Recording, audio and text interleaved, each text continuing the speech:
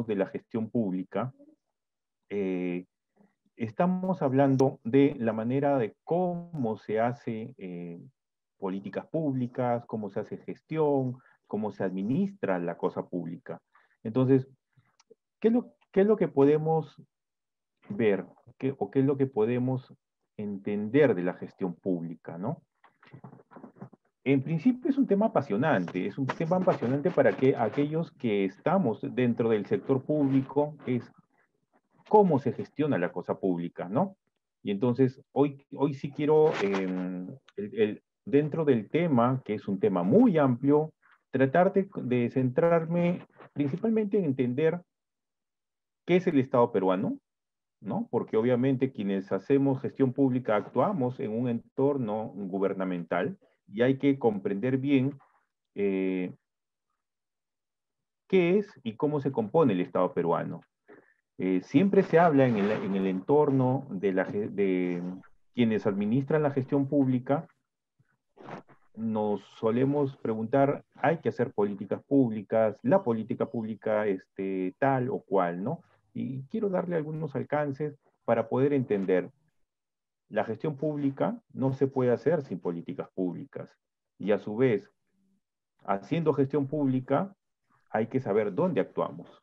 Y esa actuación recae en determinadas organizaciones. Y es ahí donde tiene que ver la administración pública. Y finalmente, ¿cómo actuamos? ¿No?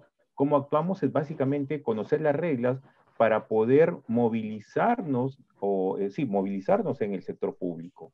Y entonces es ahí donde surgen los denominados sistemas administrativos, cómo gestionamos los recursos, cómo podemos hacer las previsiones de los recursos para el siguiente año, cómo poder, digamos, girar un cheque, la contabilidad, cómo nos podemos defender cuando el Estado es demandado, ¿no? Y entonces ahí vienen a surgir los denominados sistemas administrativos y también algunos aspectos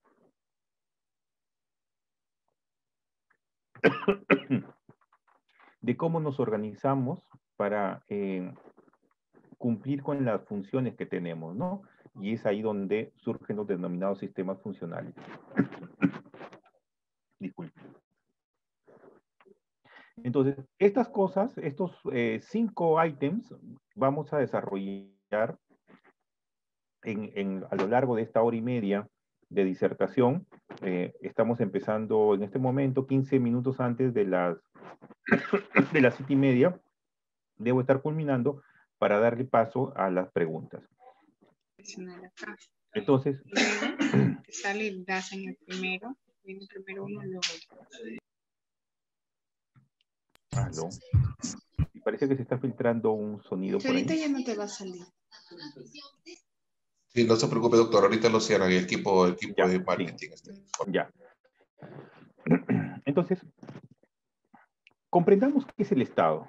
¿Ya? El Estado es básicamente una sociedad, es decir, un grupo de personas, una sociedad política y socialmente organizada, ¿ya? Como primer elemento es un grupo de personas. Socialmente nosotros como personas, nuestra tendencia es agruparnos, a juntarnos.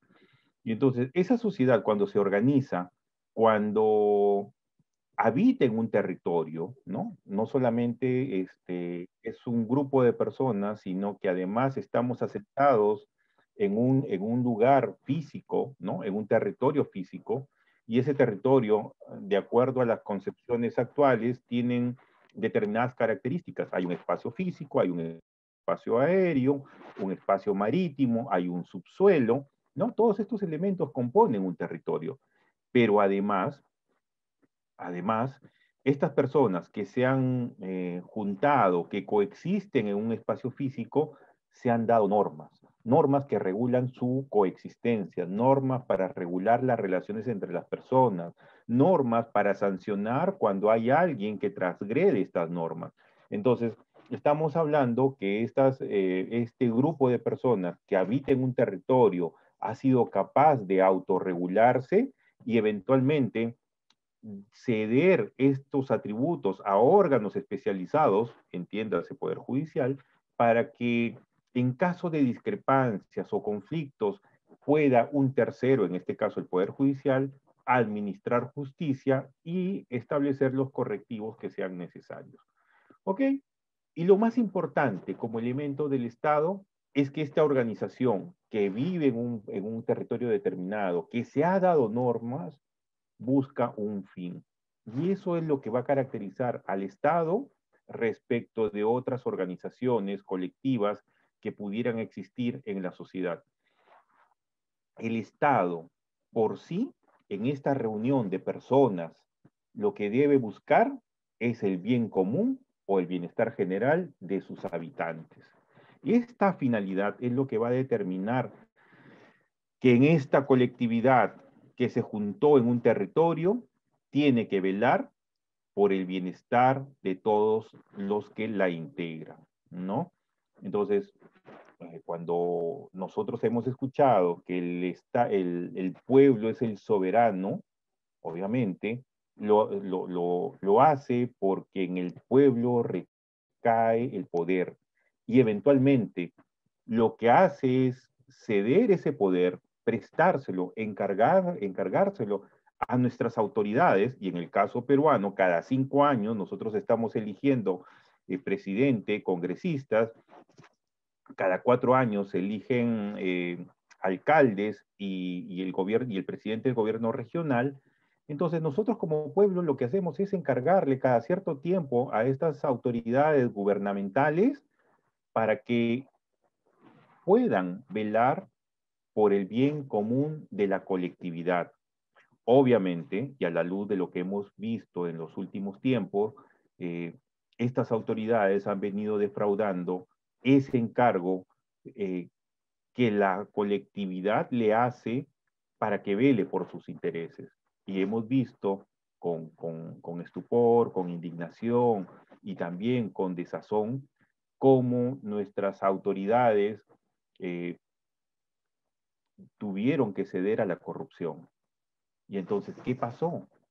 ¿Dónde está ese compromiso que era cuando le otorgamos el poder, cuando le otorgamos un mandato, cuando le otorgamos que durante 5 años o 4 años, dependiendo del nivel de gobierno en el que estemos hablando, puedan velar por el interés de la colectividad? Y entonces, al haber preferido intereses particulares, intereses crematísticos, al haber vendido ese encargo que le habíamos dado a cambio de de algún dinero, simple y llanamente defraudaron esta voluntad que el Estado les confió. Sin embargo, y estamos próximos a una nueva elección, a un proceso electoral que se viene en el mes de abril, no debemos perder de vista que quien entra al Estado no entra a valerse o a servirse de él. O sea, quien entra al Estado tiene esta vocación de servicio, el propósito de velar por el bien común de las demás personas. Ok, y cuando hablamos de Estado, hablamos a todos sus niveles, desde el presidente de la República hasta la persona más sencilla, más humilde que presta servicios. ¿Por qué? Porque el Estado busca o procura el bien común o el bienestar general de todos sus habitantes. ¿Ya? Entendamos ese concepto. ¿Por qué? Porque esa filosofía de servicio es la que se trasunta a lo largo de toda la exposición.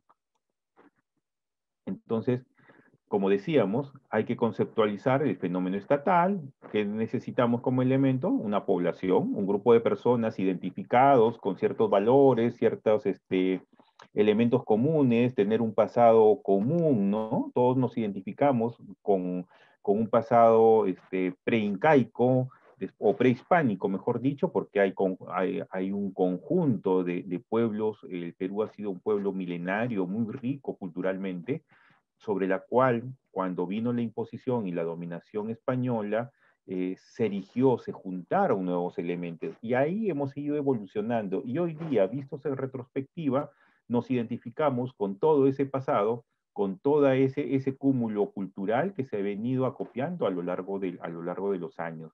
Y entonces nos identificamos con ciertos elementos comunes que radican en esta población.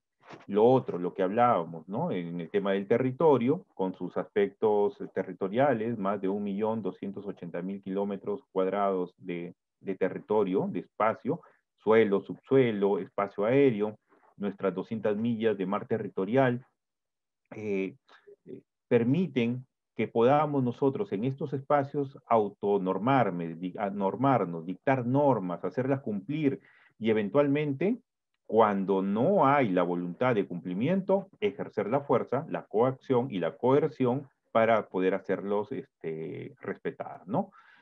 Entonces, principalmente, como les explicaba, pueblo, territorio y el poder, que es esa capacidad para poder ejercer el imperio de la ley, son los elementos que conceptualizan el Estado. Y en el caso del Estado peruano, además de estas características por mandato constitucional, lo que nosotros tenemos es que primero es una república democrática, o sea, se basa basada en el principio de separación de poderes, ¿no?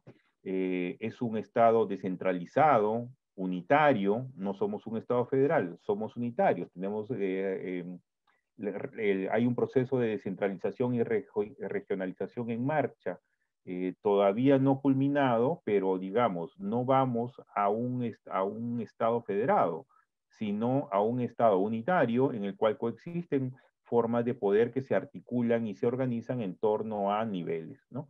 Entonces, el Estado peruano principalmente lo que identifica a nivel de gobierno, ¿no?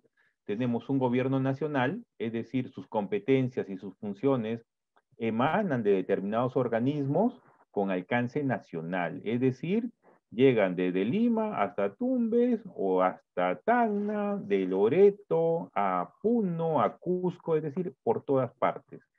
Entonces, en el gobierno nacional se ejercen ciertas competencias exclusivas, solamente son exclusivas de determinados organismos que pueden reservarse para sí la posibilidad de ejercer esas competencias. Un ejemplo, en el Perú, ¿quién da leyes? Solamente lo puede hacer el Congreso de la República.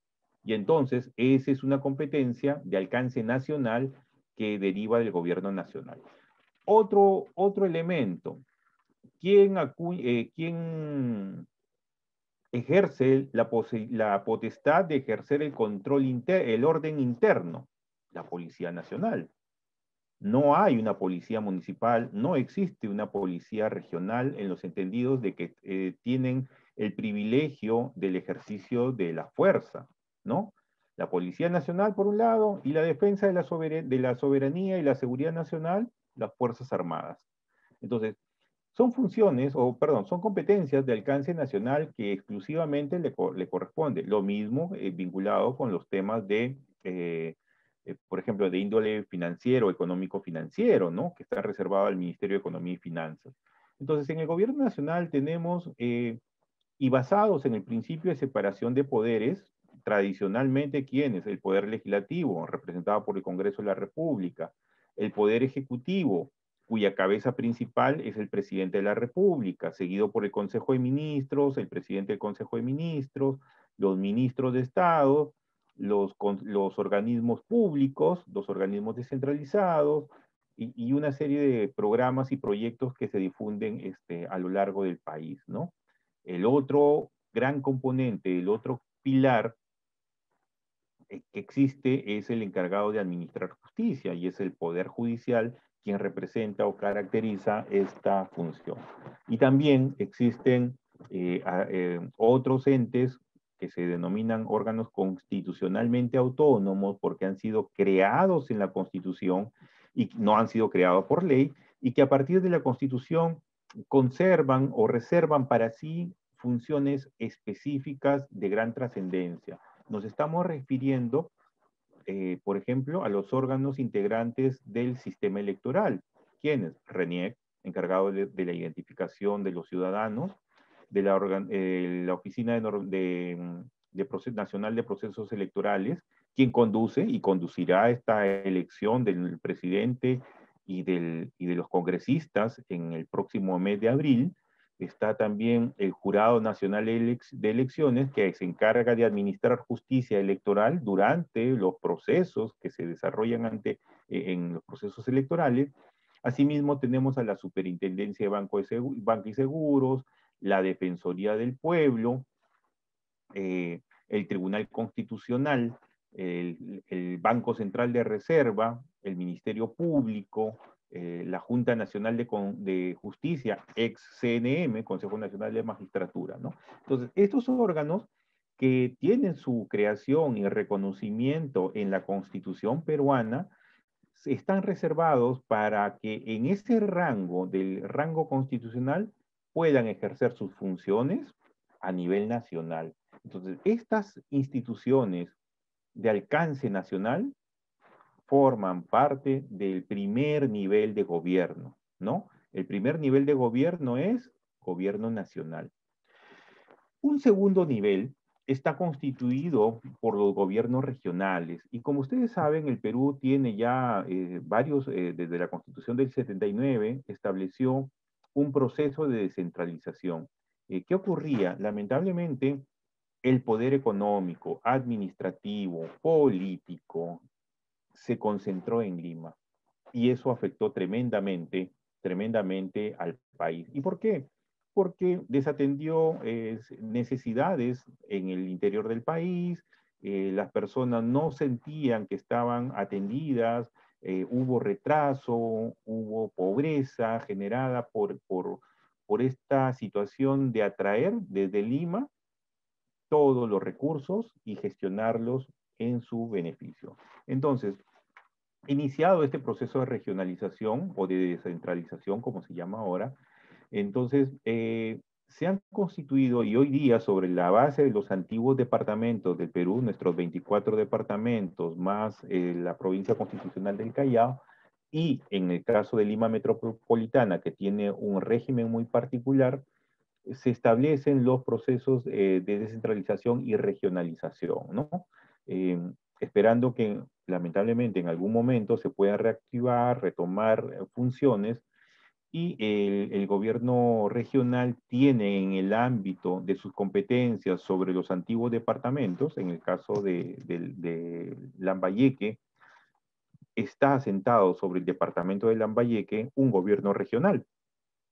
Y entonces en el ámbito del gobierno regional ejerce funciones administrativas y puede ejercer algunas funciones propias e inherentes a las que le corresponden en ese ámbito de atención, ¿no? Les pongo un ejemplo. Ustedes saben, ahora en materia de salud, que está muy en boga, en materia de salud, la salud pública, las políticas, las definiciones, los grandes objetivos, ¿no? Se definen en el Ministerio de Salud y obviamente es el ente rector en materia de salud pública. Entonces, sin embargo, en la parte administrativa son los gobiernos regionales, dentro de los cuales existen las direcciones regionales de salud, quienes tienen el manejo administrativo, contratan al personal y son ellos quienes ejecutan las grandes políticas que eventualmente se dictan desde Lima, ¿no? Entonces, es un poco cómo se articula a nivel de gobierno regional, eh, que ellos son autónomos y son responsables de la conducción administrativa en sus ámbitos de competencia, ¿no? En el caso de Lambayeque, en el departamento. Un tercer nivel de gobierno está conformado por los gobiernos locales. Y en ese ámbito es el gobierno que está más cercano a las personas, ¿no? Es quien, si yo soy un vecino, soy una persona que vive en un distrito o en una provincia y tengo problemas o necesidades que atender vinculados, por ejemplo, a una construcción, quiero construir mi casa, entonces, ¿ante quién voy? No voy ante el Ministerio de Vivienda para que me autorice. Entonces, voy a la autoridad que está más cercana a mi ámbito de vivencia, de mi residencia, y obviamente tendré que gestionar, ¿no? Lo mismo con temas de comercio, licencias de funcionamiento, construcción, serenazgo, limpieza, parques y jardines. Entonces, el gobierno local representado por nuestras municipalidades provinciales, distritales y centros poblados, son los que representan este ámbito de gobiernos locales, que son, digamos, los niveles de gobierno más próximos al ciudadano, ¿no? Entonces, esta gran organización de cómo está dividido el Estado, como expresábamos, esta gran organización se tiene que poner en marcha, tiene que funcionar para servir al ciudadano. O sea, el Estado, con toda su organización, no se puede entender si es que no está al servicio del ciudadano. Esa es la concepción de Estado, ese es el propósito de un Estado, y entonces, en esta manera de poder echar a andar toda la organización, es que surgen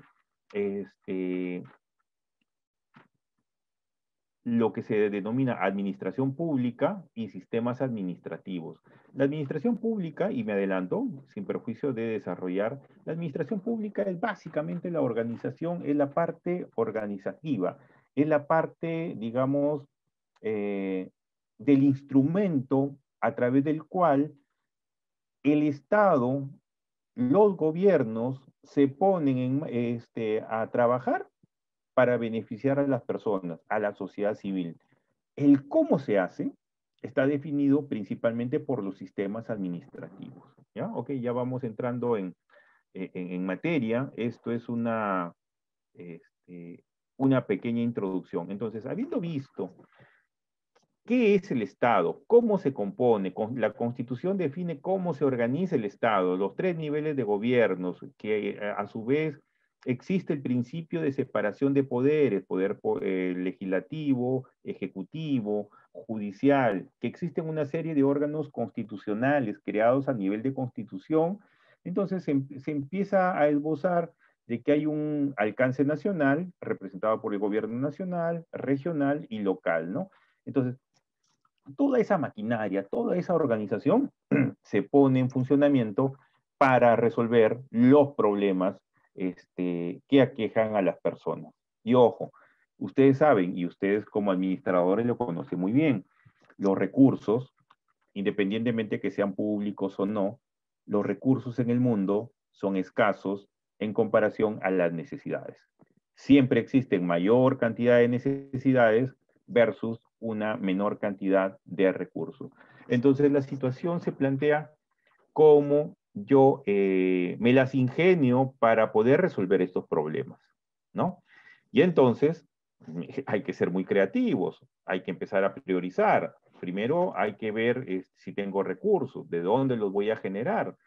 En época de pandemia hemos visto cómo en el momento más crítico nuestro Producto Bruto Interno tuvo una caída tremenda, ¿no? 30%, la economía se fue al suelo, sin ingresos, personas que han perdido su trabajo y con necesidades que hay que atender, necesidades personales y necesidades públicas. Y entonces el reto es pensemos cómo para solucionar problemas yo genero recursos y ahí hay que poner a funcionar el aparato productivo para con esos recursos en el ámbito público poder atender esas necesidades.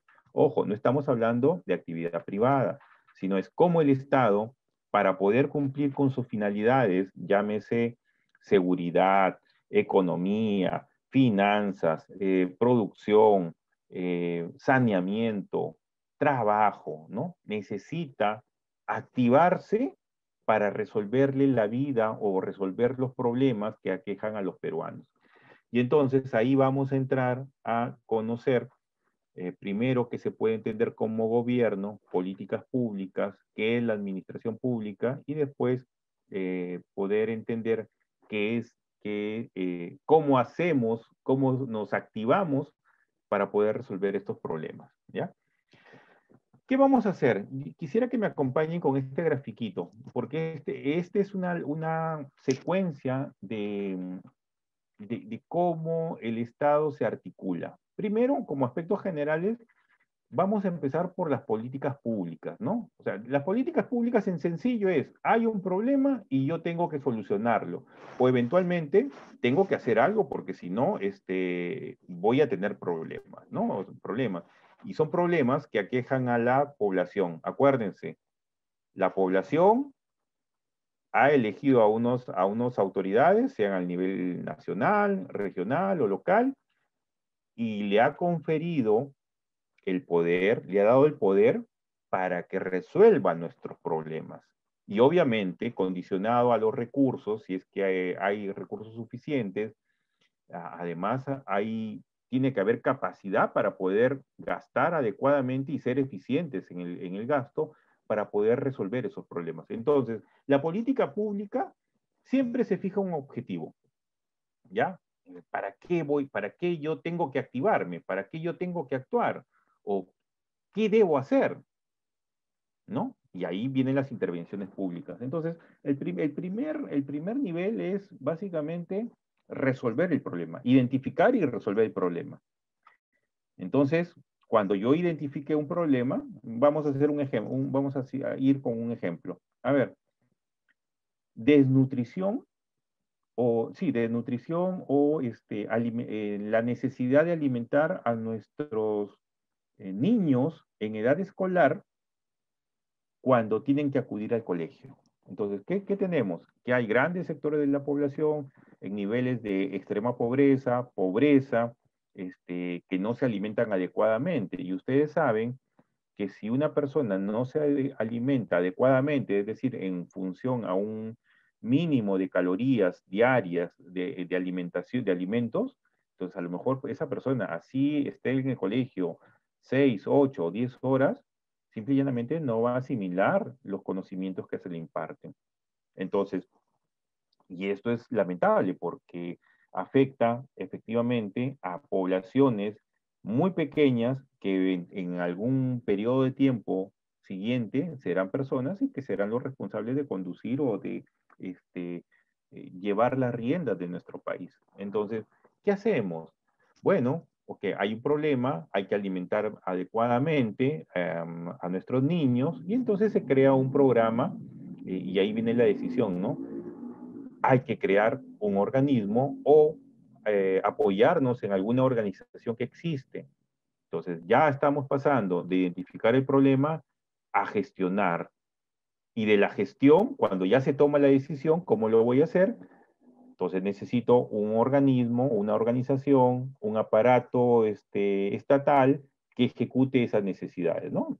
Digamos, lo que estoy describiendo aquí es básicamente la secuencia de la problemática de la alimentación de los menores en edad escolar, que hace algunos años se decidió crear un programa especial denominado Jaliwarma, Programa Nacional de Alimentación Escolar. Y entonces, en base a esta necesidad, se tomó una decisión, que es básicamente la gestión pública, y que se ha operativizado con un programa que lleva alimentos, más de 6 millones de raciones diarias al día, que reparte o que repartía en condiciones normales, ¿no? Porque en pandemia ha tenido otro tratamiento. Y entonces, ¿cómo operativizo? Ok, imagínate, tengo que hacer un proceso de contratación, tengo que contratar proveedores, ok, sistema de abastecimiento. Entonces, ¿cuáles son las reglas? Tienes que respetar estas reglas para poder contratar. Hay que planificar, hay que preparar términos de referencia, hay que sacar una convocatoria, hay que hacer un proceso de contratación, después del proceso de contratación, una adjudicación, contratos, y después del contrato, se empieza a ejecutar el servicio. Y eso se hace todos los años, ¿no? El sistema administrativo de abastecimiento. ¿Qué más? Ok, ya cumplió con su primera entrega, hay que pagarle, entonces tiene que presentar la factura, entonces entra la factura, un proceso en el primero que hay que estar presupuestado. Entonces se hizo el presupuesto, la previsión, y ahora cuando llega la factura hay que empezar a girar los cheques, y entonces el sistema de tesorería se activa, ¿no? Hasta que al final se le paga. Entonces los sistemas administrativos lo que nos permiten es a gestionar los recursos, ¿no? Y obviamente respetando algunos criterios. ¿Qué se busca? Se busca ser eficiente, es decir, la eficiencia es, ok, con estos recursos tú tienes que lograr estos objetivos, tienes que gestionarlos. La eficacia al final del proceso, tengo que verificar que se haya dado ese resultado previsto, ¿no? Y entonces al final ya se establecen algunas evaluaciones, si se cumplieron o no las metas fijadas, y cómo es que se ha venido dando. Entonces,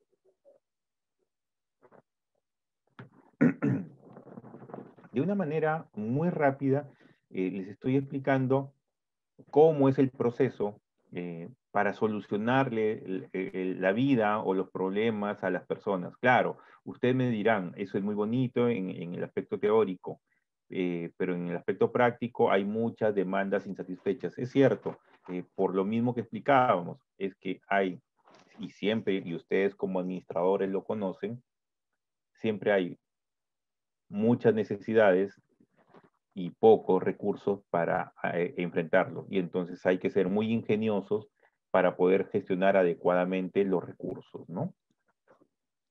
Entonces, pero cuando explicábamos el gobierno, nosotros decíamos, ok, el Estado lo que hace es solucionar, se organiza, ¿no? La población en un territorio, se da normas para lograr el bienestar común, ¿no? Que es su finalidad. Entonces, ¿pero cómo lo hace? Adelantábamos que efectivamente cada cierto tiempo hay elecciones en el Perú y ese poder que radica en el pueblo se lo otorgamos a algunas personas que durante un tiempo determinado, como les decíamos, le prestamos, ok, yo me quito yo me quito de este poder que tengo y te lo presto. ¿Para qué? Para que durante un periodo de tiempo de 4 o 5 años puedas ejercerlo y que tomes decisiones que me favorezcan. A mí como pueblo. No que me des algo individual o particular, sino que tus medidas tienen que impactar en mí como ciudadano y en la colectividad, ¿no? Entonces, el gobierno lo que hace es asumir durante ese tiempo, es asentarse, es tomar las riendas durante un periodo temporal de los poderes públicos. Asume el control de los órganos, de los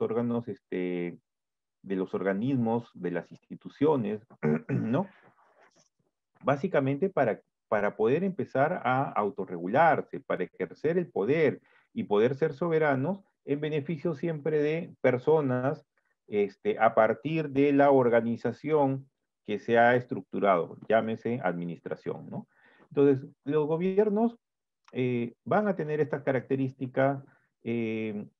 Siempre quienes ejercen el gobierno se asientan en lo que se denomina la administración pública. La administración pública se encarga de, eh, o sea, toda esta organización en el gobierno nacional, regional y local está preparada para servir al ciudadano, ¿no? Repito, la administración pública no se, o en general, la administración pública, el gobierno y el Estado no tienen razón de ser si es que no están enfocados en el ciudadano, en el individuo, ¿ya?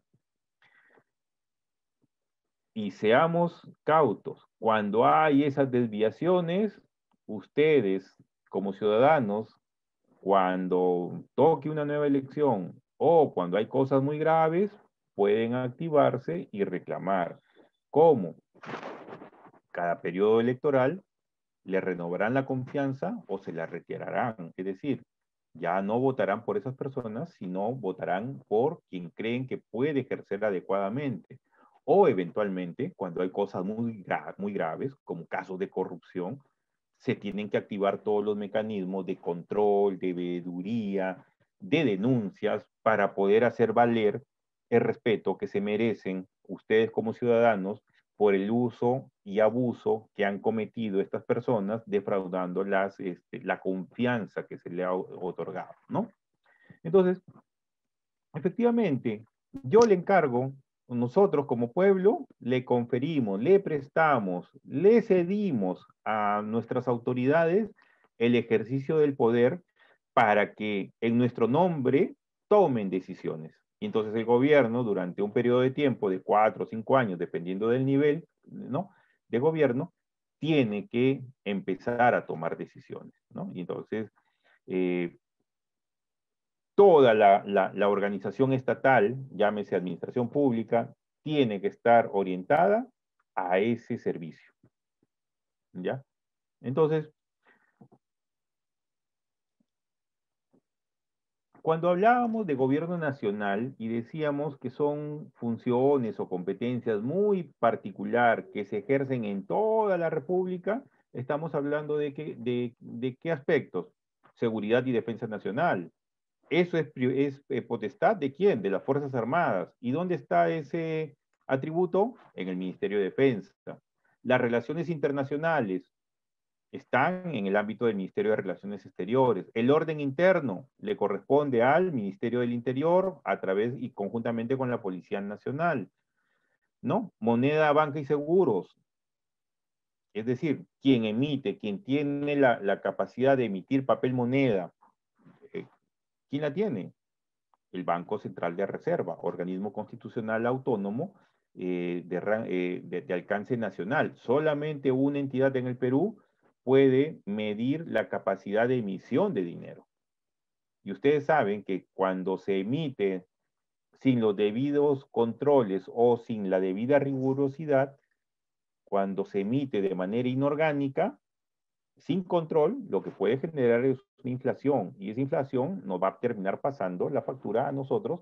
¿Por qué? Porque nuestra moneda, simple y llanamente, al no tener un respaldo, lo que va a tener es una depreciación, un valor vil, y nuestro dinero, si bien es cierto, nominalmente puede tener una cifra muy bonita, simple y llanamente no me sirve para comprar nada, ¿no? Entonces, todas estas competencias, de alcance nacional son exclusivas de algunos órganos, ¿no? Ministerio de Economía, este, las políticas públicas nacionales y sectoriales a cargo de la presidencia del Consejo de Ministros, en materia de tributación y endeudamiento público, Ministerio de Economía y Finanzas, ¿no? Etcétera, etcétera, etcétera. Entonces, cuando el Estado es consciente de que tiene que cumplir ciertas funciones porque tiene que solucionar problemas, entonces tiene que hacer diseñar políticas. Y las políticas, como les explicaba, es cómo solucionamos los problemas que tiene la gente, ¿no? Entonces las políticas son efectivamente maneras muy ingeniosas de poder enfrentar esos problemas y esos problemas que aquejan a la ciudadanía, ¿no? Obviamente, mientras mayor sea el espectro de personas afectadas, mayor será la intervención que desde el Estado se organice para poder solucionar la mayor cantidad posible de problemas, ¿no? Entonces, cuando se habla de política, suele expresarse, es una intervención, cuando escuchan intervención del Estado, ¿no? Intervención del Estado en un tema determinado. Este, intervención, ¿por qué? Porque efectivamente hay un problema. La alimentación escolar, la seguridad ciudadana o la inseguridad, ¿no? Entonces, ¿qué nos motiva? Ok, hay un alto, o la política migratoria, ¿no? Hay un gran flujo de personas migrantes que están ingresando irregularmente, que nos están generando problemas. Entonces, obviamente, en un ámbito de ejercicio donde se tienen que respetar ciertos derechos, hay que diseñar una política. Y obviamente una política que proteja al migrante y al peruano también. Entonces, cuando tenemos estos problemas que afectan a la mayor cantidad de personas, surge esta necesidad. Hay que solucionarlo, hay que enfrentar este problema y por lo tanto tenemos que diseñar una política. Entonces la política identifica un problema y a partir de ese problema hay que establecer objetivos, hay que establecer indicadores, hay que establecer responsables y hacer el seguimiento para ver cómo va marchando esa política desde el punto inicial hasta el periodo de término de la política, ¿no? Ya son aspectos más de control. Entonces, la política apunta efectivamente en qué debo intervenir, cómo debo yo, Estado, actuar para poder cumplir mis fines, cómo yo a las personas les doy seguridad, les doy tranquilidad, ¿no? Les cumplo la posibilidad de que sus vidas no se vean afectadas por estos problemas. O eventualmente, si no puedo dominarlo, tendré que establecer mecanismos de que tiendan a disminuir los riesgos o los efectos de estos eventos que pueden estar generando el problema, ¿no? Entonces, ¿qué hacemos? Hay que solucionarlo. Y entonces, para solucionarlo, el funcionario público con sus equipos tienen que hacer algo. Entonces, ok, se identificó, hay un objetivo, hay que enfrentar ese problema. Y paso segundo es cómo lo hacemos. En el cómo lo hacemos viene todo un arte, que es el arte de la gestión pública. Y si hago el comparativo en el ámbito privado, es básicamente gerenciar, ¿no? La gestión pública es cómo soluciono esos problemas. En la gerencia pública, en la gerencia privada es, ok, también es, al final es lo mismo, cómo obtengo resultados ante un problema que tengo que enfrentar, ¿no? Entonces, a partir de estas situaciones ya vamos decantando de que las políticas apuntan a qué problema resuelvo y la gestión pública, que es el arte, es la toma de decisión, tengo que hacerlo así, asá, tengo que ir por este camino, tengo que utilizar esta cosa, es básicamente cómo soluciono ese problema, el cómo, ¿no? Contrato con la ley de contrataciones, contrato con un contrato gobierno a gobierno, con organismo internacional, tengo que llegar a darle una solución, ¿no? Ese es el arte. Y para eso, obviamente, hay algunas gráficos o maneras como se puede graficar. Entonces, ya sabemos que el Estado, que en un periodo de tiempo es asumido por un gobierno, ¿no? Tiene que recibir un input.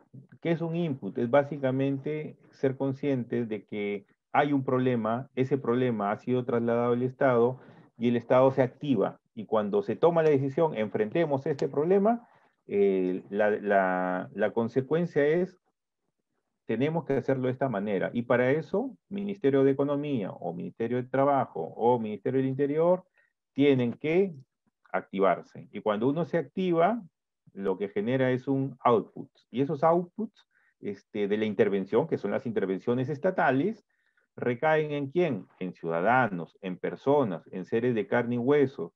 Y entonces, el ciudadano ve que desde el momento que se concibió, se tomó la decisión, se diseñó la manera de cómo enfrentar este problema, el Estado se activó y ahora ya hay efectos reales en personas. Te llega más seguridad, hay más patrulleros, se han construido cárceles, llegan los alimentos, ¿no? Una diversidad de aspectos que se dan, ¿no? Entonces, aquí podemos graficar, por ejemplo, los principales problemas que tenemos en el Perú, ¿no? Se han identificado a partir de la séptima encuesta nacional de percepciones de la corrupción en el Perú, Ipsos Apoyo como fuente, se han identificado una serie de problemas, ¿no? Empezamos desde, digamos, por el principal problema. Más del 61% identifica que la delincuencia y la falta de seguridad es el principal problema en el Perú. Ojo, esto es antes de pandemia, ¿no? Esta información es pre-pandemia. Entonces, y aquí vemos que la manera como se viene enfrentando, porque hay una sensación creciente en materia de inseguridad, sigue siendo insatisfecha. Y ojo, la inseguridad no solamente es un tema de represión policial, pasa por ese mecanismo, pero también pasa por cómo gestionan los alcaldes, cómo se generan espacios, cómo se generan situaciones de mejores condiciones socioeconómicas de las personas. Entonces, aquí vemos problemas. Por ejemplo, delincuencia, falta de seguridad, la corrupción, hay una política que combate la corrupción, el desempleo, la falta de trabajo, el consumo de drogas, la pobreza, el hambre, la crisis, ¿no? Hoy yo creo que esto también está mucho más, debe estar mucho más alto el índice porcentual de este fenómeno. El medio ambiente y su contaminación, la inflación, el narcotráfico, la crisis política, la falta de democracia, salud pública inadecuada. Miren, hace 2 años era una situación que alcanzaba un 13%. Hoy yo pienso que esto ha podido correr hacia tal vez el principal o uno de los principales problemas que aquejan, ¿no? Entonces, estos problemas están afectando y afectan a la población. Y entonces, cuando estos problemas llegan a, a- a- a percibirse en los niveles gubernamentales, motivan una decisión estatal. Y esa decisión estatal primero es, ok, hay que tomar la decisión de enfrentarlo. Y para eso hay que establecer mecanismos de solución. Y es ahí donde se empiezan a diseñar las políticas públicas. Paso segundo será cómo vamos a operativizarlo. Y paso tercero, el Estado ya se pone a operar organizacionalmente, como ha sido definido, para beneficiar a las personas. Y las personas al final lo que reciben es una prestación de un bien o un servicio que le va a ayudar a enfrentar esos problemas, ¿no? ¿Cómo, cómo se gestiona, digamos, perdón,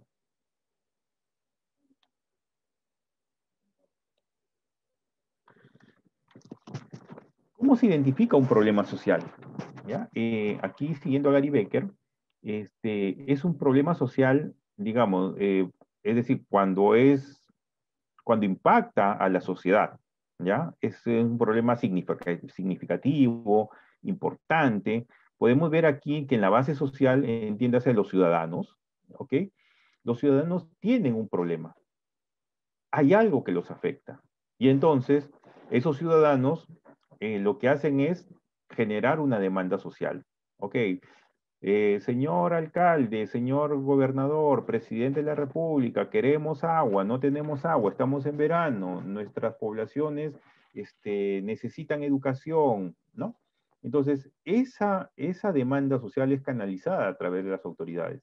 Y las autoridades, después de evaluar no solamente la factibilidad, sino la posibilidad de asignar algún recurso presupuestal, porque sin presupuesto yo no soluciono ningún problema, sin plata, sin dinero, para comprar bienes, servicios, para construir obras. Sin eso yo no puedo hacer nada. No puedo enfrentar ese problema. El problema quedará como identificado. Pero en los términos reales, si yo no tengo recursos, yo no puedo, por más creativo que sea, no puedo llevar a la práctica la implementación de una política social o una política pública, ¿no? Entonces, esta secuencia es muy tradicional, se conoce que desde la base social surgen demandas, llegan a las autoridades las procesan y adoptan y toman decisiones en favor de la base social, de la población. Ok. Lo ideal, lo ideal en este esquema es que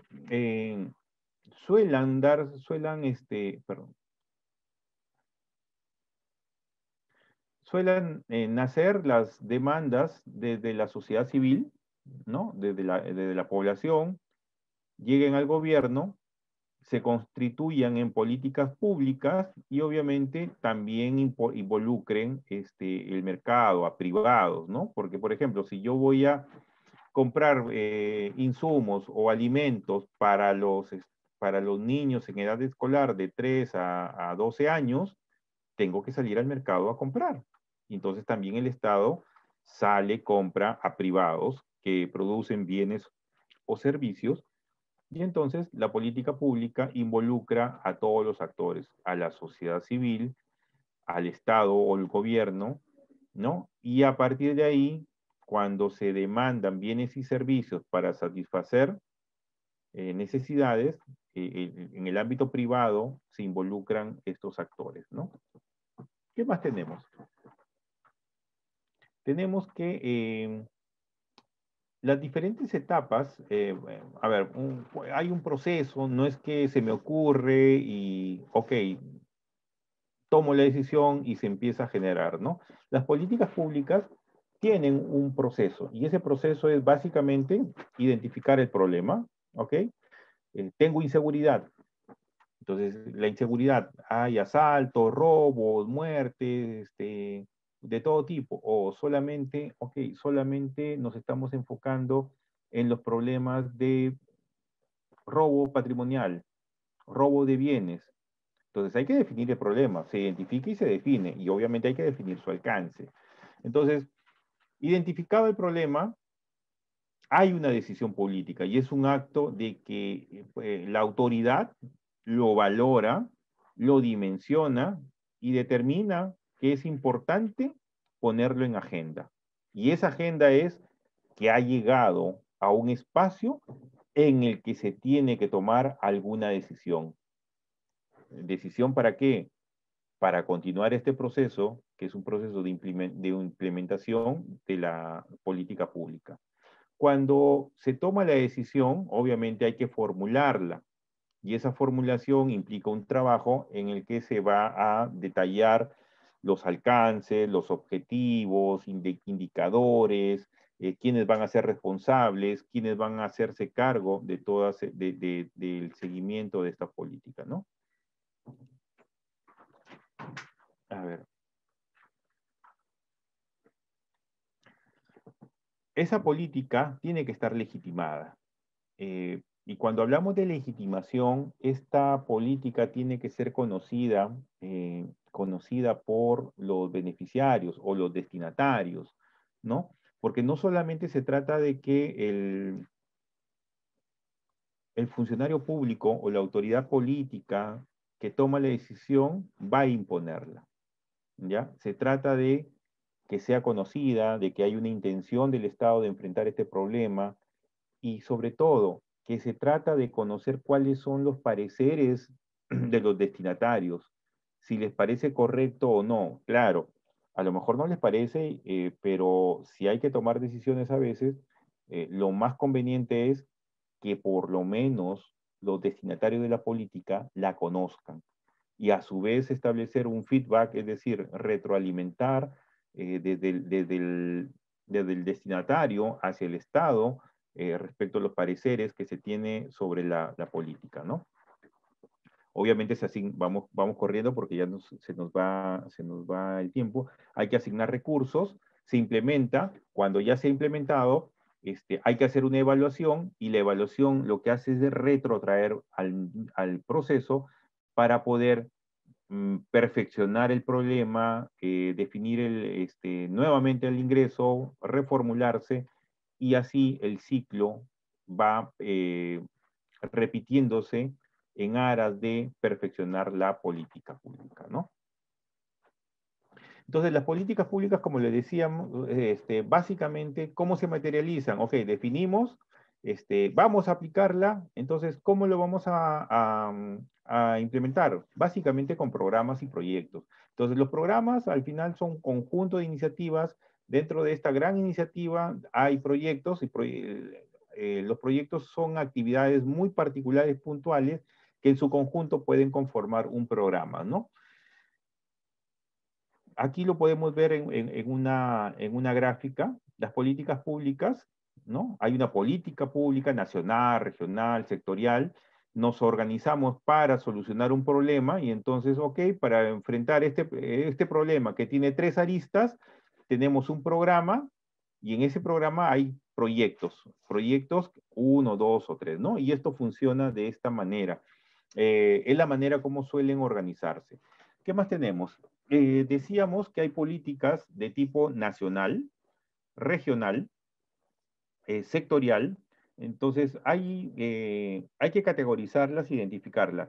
Las políticas de un mayor alcance, no solamente porque lleguen a nivel nacional, sino porque en el tiempo pueden trascender periodos. Ejemplo, una política de Estado. Tenemos la política que se aprobó el año pasado, la política de competitividad y productividad. Es decir, la política que es una política que busca posicionar al Perú para mejorar condiciones de trabajo, de servicios, de hacer mejores negocios, de tener un Estado moderno. Entonces, esta política lo que se ha hecho es establecerse entre objetivos que van desde el año 2019 hasta el 2030, ¿ya? Entonces, estamos hablando que pasan por lo menos 3 o 4 periodos de gobierno. Bueno, el 2019 hemos tenido 2019, un gobierno, 2020, ya tenemos 22 gobiernos, vendrá el 2021 un tercer gobierno, y terminará en 2 gobiernos más. O sea, va a atravesar 5 o 6 periodos de gobierno que se busca tener un periodo de largo plazo para poder actuar. Son las políticas de Estado. Después tenemos las políticas de gobierno. Las políticas de gobierno son las que implementa el gobierno que accede al periodo presidencial, ¿no? Para poder implementar sus objetivos. Son las de gobierno, y dentro de los gobiernos tenemos políticas sectoriales, es decir, desde un ministerio determinado, lo que se hace, por ejemplo, en comercio exterior, articulamos desde el gobierno nacional, regional y local, todo lo que es comercio exterior, ¿no? ¿Qué otra política tenemos? Las políticas regionales. En el ámbito del gobierno regional, estas tienen que estar alineadas con las grandes políticas de Estado o de gobierno para poder obtener beneficios, ¿no? Y entonces estas políticas, como le decía, tienen una serie de aristas, características en función a los alcances por tiempo o a los niveles de gobierno o en función a las materias. Entonces, las políticas efectivamente tienen un alcance y ese alcance involucra no necesariamente a una autoridad. El propósito es que las políticas articulen y comprendan a varias autoridades, a varias organizaciones para poder integrarse. Y más aún, esas autoridades, esos objetivos tienen que desarrollarse en un marco territorial determinado. ¿Ya? Se trata, y en este caso las políticas más importantes, por el alcance y por el impacto que tiene, están en las políticas de Estado, que son, y las de gobierno. ¿Por qué? Porque se trata que en el largo plazo se puedan implementar estas políticas para beneficiar a un mayor número de personas. La gestión pública.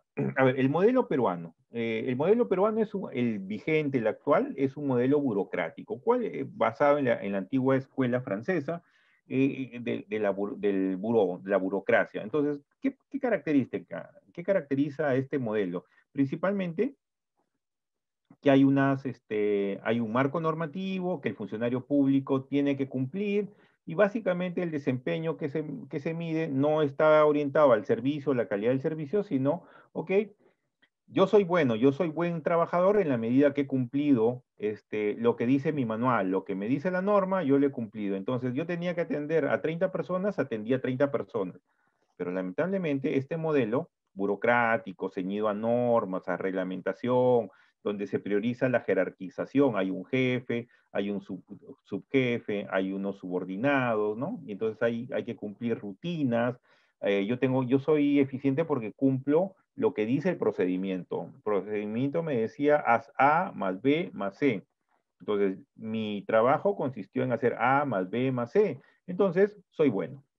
Sin embargo, eso tiene una debilidad, que no necesariamente el hecho de haber hecho A más B más C ha satisfecho o ha solucionado un problema del ciudadano o del administrado. Entonces, este modelo burocrático está en un proceso de revisión, ¿no? Está en un proceso,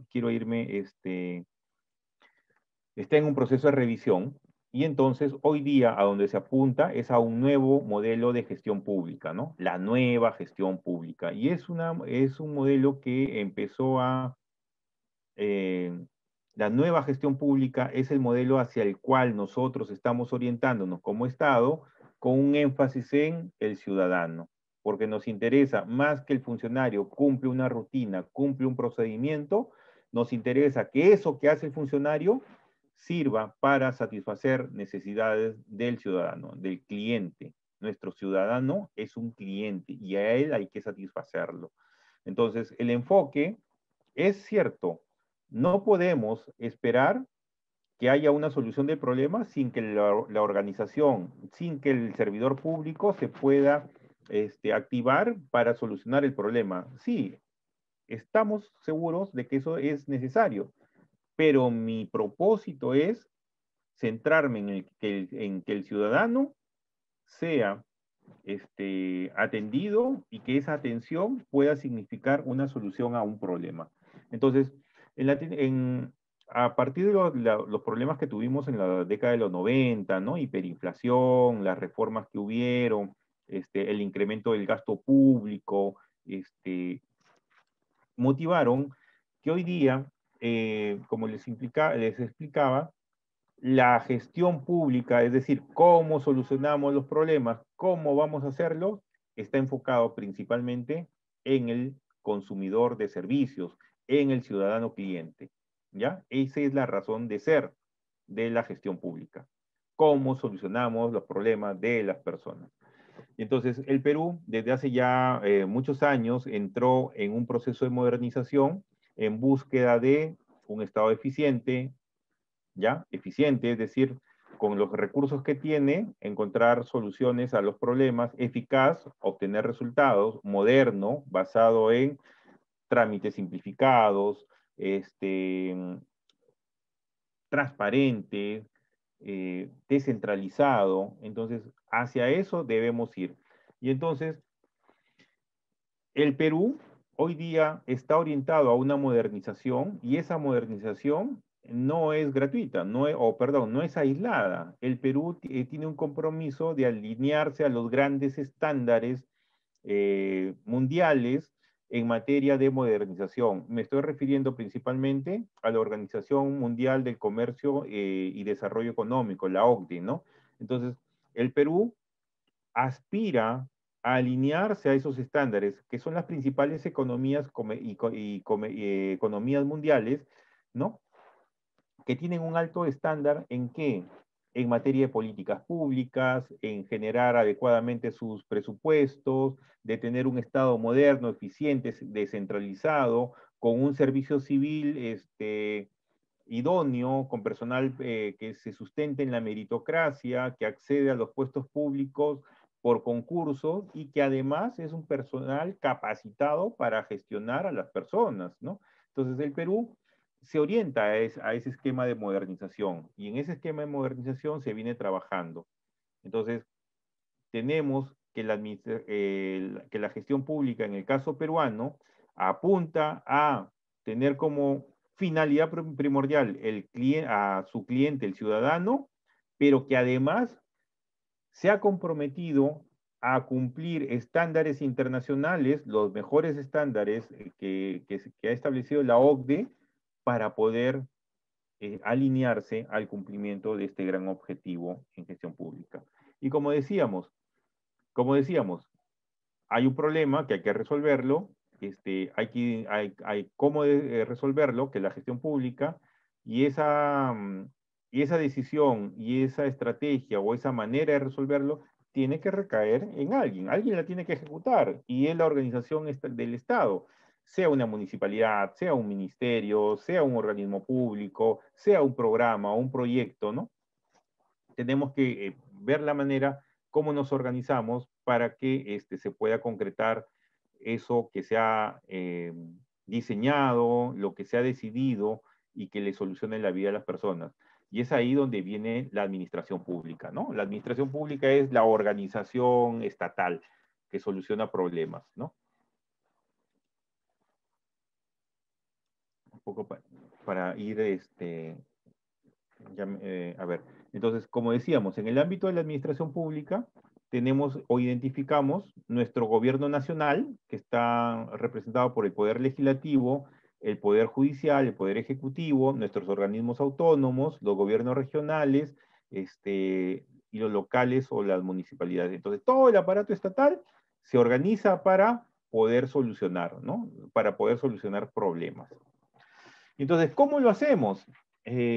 Básicamente con sistemas. Y ustedes se imaginarán, por ejemplo, tengo que pagarle a un proveedor. Alguien me prestó un servicio y tengo que pagarle. Entonces, lo que necesitamos es estandarizar porque los procesos son similares. Igual tengo que pagar en una municipalidad distrital o en un gobierno regional o eventualmente en un ministerio. ¿Ya? Entonces, ¿qué es lo que se hizo? Estandarizar ciertos procedimientos para que sean similares aquí o en el distrito más alejado. ¿Y por qué? Para también tener control, porque estandarizando, teniendo control, yo hago una mejor gestión de los recursos. yo autorizo bajo ciertos procedimientos quién está solicitando un recurso. Primero hay que saber si tienes presupuesto o no. Después hay que ver, hay algunas fases en las cuales me va a permitir certificar, girar y pagar esos servicios que se requieren, ¿no? Entonces, desde el Ministerio de Economía y Finanzas o desde algunos organismos es que se han diseñado estos sistemas administrativos, que es básicamente gestión de recursos, y también los denominados sistemas funcionales, es decir, para cumplir ciertas funciones, cuando necesito activarme, tengo que hacerlo de manera coordinada y estableciendo mecanismos, ¿no? O un ejemplo, por ejemplo, de sistemas funcionales, el sistema de defensa nacional o el sistema nacional de gestión de riesgos y desastres o el sistema de defensa civil. Entonces, ¿qué pasa? Si bien es cierto, no hay organismo, siempre va a haber un ente rector, ¿no? Es decir, la cabeza de todo ese sistema. Pero cuando hay por ejemplo, hay una lluvia o una inundación, no se activa directamente el INDECI de Lima. Entonces se han establecido pautas que primero se atiende a nivel local, llámese un centro poblado, un municipio.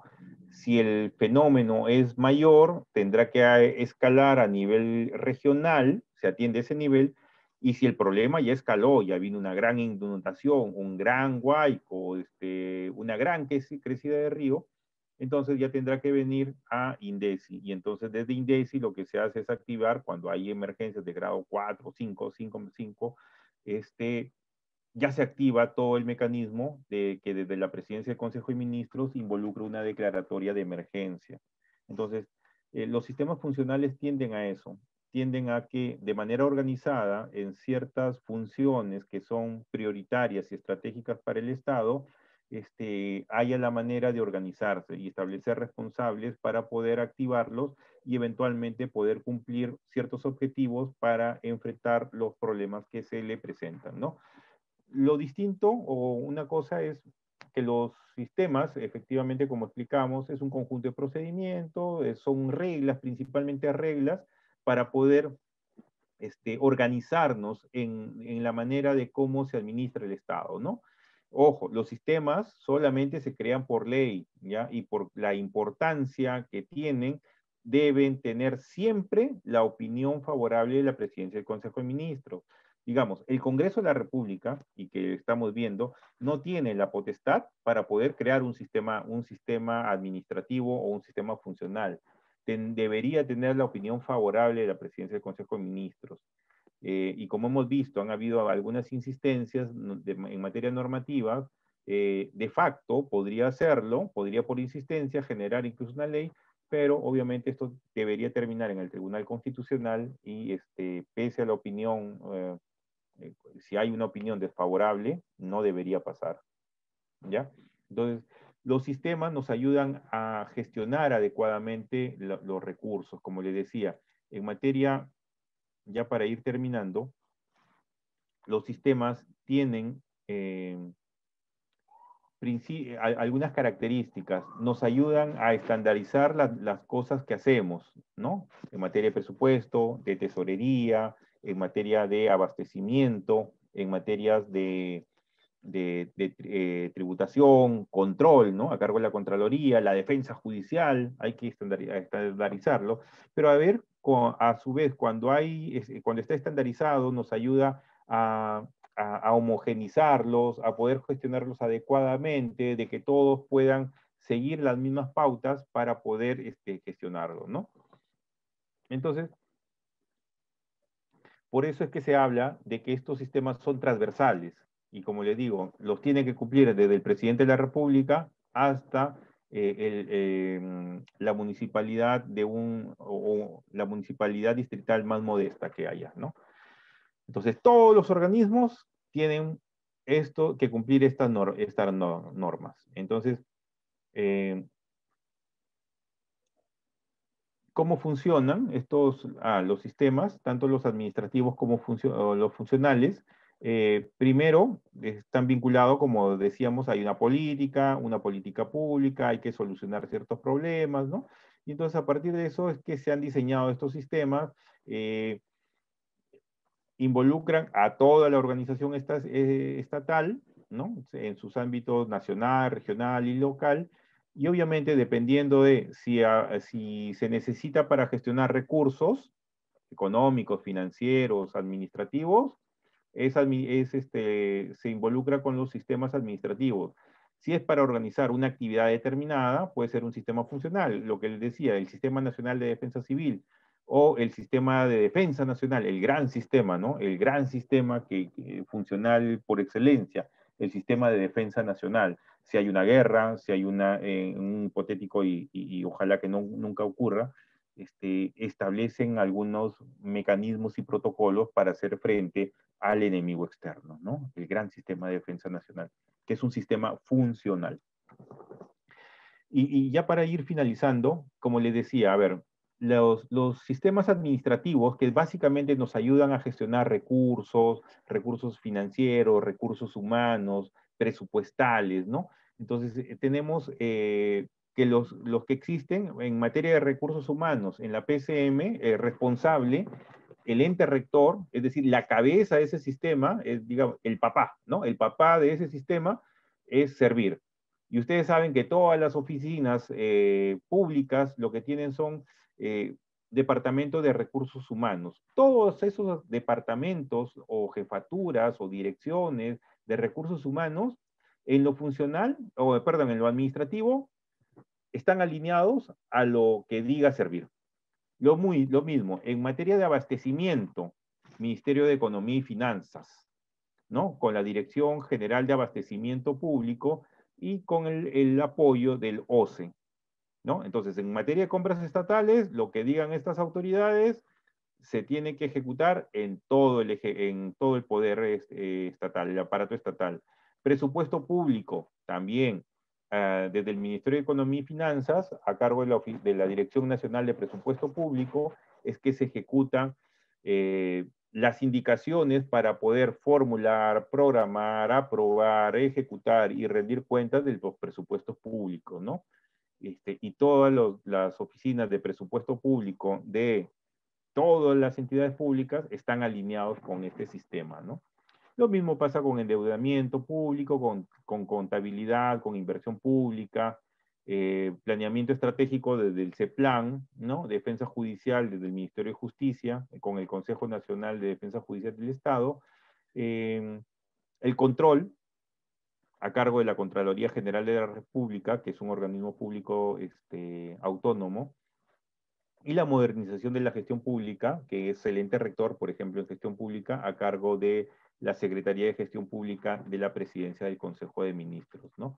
Ok, de una manera muy apresurada he tratado de darle una gran pincelada a unos tópicos muy apasionantes, porque lo que nos lleva es, sobre todo cuando hacemos gestión pública, hay un problema, ¿cómo lo solucionamos? Y entonces ahí empiezan a haber algunos retos. Si me da el tiempo, les cuento alguna experiencia que me tocó como Superintendente Nacional de Migraciones cuando implementamos el pasaporte electrónico, y era tomar decisiones. Había un problema, se los adelanto, había un problema. El Perú había entrado en una negociación con la Unión Europea para exonerarnos del visado Schengen, es decir, poder acceder sin visa a Estados Unidos. Y entonces hubo un problema en el que simple y llanamente la licitación se cayó. Se cayó, cambiaron de autoridades, en ese momento me convocan, y simple y llanamente me dicen, ok, miren, hay que hacer esto, el Perú tiene una negociación en marcha y tenemos que solucionarlo antes de un periodo de tiempo. Y entonces había que recibir el encargo y en un periodo determinado ver la mejor alternativa de poder implementar un proceso de un sistema de emisión de pasaportes electrónicos en toda la República. Había que analizar si me voy por la ley de contrataciones, por organismo internacional, dentro de organismo internacional si había encargo o había un convenio de administración de recursos. No teníamos marco legal para hacer convenio de administración de recursos. La Superintendencia de Migraciones era una superintendencia de reciente creación, muy novel, con muchas deficiencias, y entonces la decisión es, ok, acompañémonos con un organismo internacional. La siguiente decisión, ¿cuál de todos los organismos internacionales? Vamos con el que tiene el mandato de Naciones Unidas para implementar pasaportes. ¿Quién? OASI, buscar a OASI. Entonces se hizo el contacto. Tuvimos que irnos hasta Montreal para poder lanzar la convocatoria. Se lanza una convocatoria con problemas, con tiempos en contra. Al final se logró, se sacó la contratación, vino la empresa, un consorcio mundial, se implementó el pasaporte electrónico y el Perú pudo exonerarse del visado Schengen, que hasta antes de la pandemia muchos de los peruanos han podido conocer Europa, han podido ir a estudiar, a hacer turismo, a trabajar por estancias cortas, en favor de este intercambio de relaciones que hemos tenido con Europa, ¿no? Entre otros beneficios. Otras experiencias, hemos estado en los Juegos Panamericanos, igualmente, ¿cómo solucionamos? Y son los retos que los gestores públicos tienen siempre, ¿no? Es un tema muy bonito, más allá del tema teórico, ahora sí quedo a disposición para las preguntas. Si es con casos particulares, se grafican de la mejor manera. Ok, dicho esto, por favor, administración quién es Francisco, si puedes abrir los micrófonos o ver la manera de cómo recibir las intervenciones del público. Muchas gracias.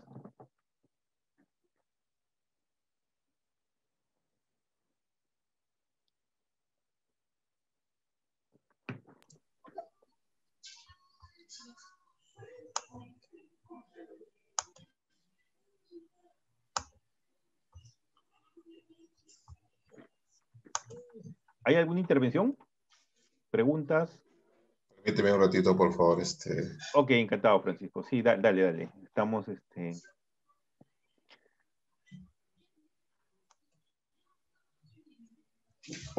Pues, bueno, primero, doctor Boris, para agradecerle por su ponencia. Verdaderamente estamos tratando de entregar siempre lo mejor de lo mejor para todos los colegas y también para los profesionales que el día de hoy nos acompañan, como hemos manifestado en las anteriores ponencias en meses y años anteriores. Queremos agradecerle de antemano para luego también igual reiterar a todos los participantes para que puedan escribir sus preguntas por el chat para poder hacerlas, por favor. O si no, conversamos, ¿ah? Si el tema es más práctico, podemos interactuar. Tal vez, tal vez. ¿Sí? Y van a activar, a ver. Sí. Obviamente vinculado a los temas, ¿no? Y con la mejor disposición de atender las preguntas de las personas que están aquí presentes, ¿no? Sí, buenas Correcto. noches. ¿Sí? Sí, buenas noches. Buenas noches, te escucho. Sí. Licenciado Omar.